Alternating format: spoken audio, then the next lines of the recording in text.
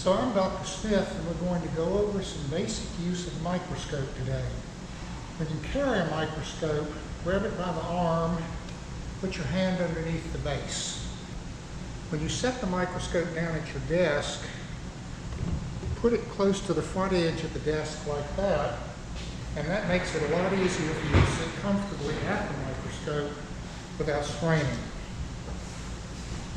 So you should end up looking sort of like this. But first, find the various parts of your microscope. The large knob here is the coarse focus. It moves the stage up and down a lot with minimal movement. And this is the fine focus. It moves the stage so gradually that you can't really see it moving in the video, but you'll be able to see it focus changes through the eyepieces. Over here on the left side, there's also a substage condenser control knob. This moves the substage condenser here up and down. When you use the microscope, use this knob on the left-hand side to raise the substage condenser all the way up as far as it will go.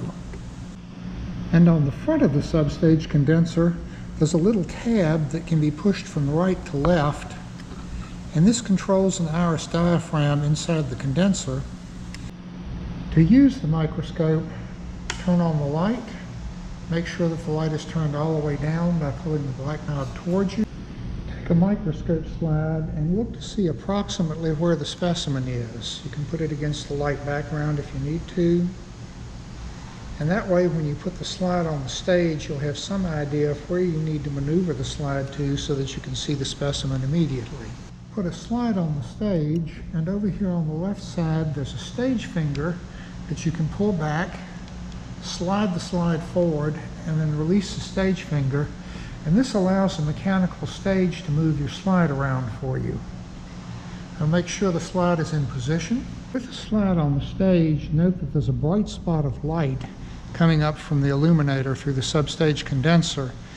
Use the mechanical stage to move your specimen to the middle of that bright spot of light. To adjust for different distances between people's eyes, the eyepieces can be moved closer together by pushing in here or pulling apart, moving them farther apart from each other. What you should do is look through the two eyepieces and move them back and forth until you can see a single image. Make sure that the substage condenser is all the way up as far as it will go, and open up the condenser iris by pushing the little black tab that I showed you as far as possible to the left. Put the 4x objective in position, take the coarse focus control, and move the stage as close to the objective as you can get it. Look through the eyepieces and focus down until you have an in-focused image, and you can tune it up by turning the fine focus.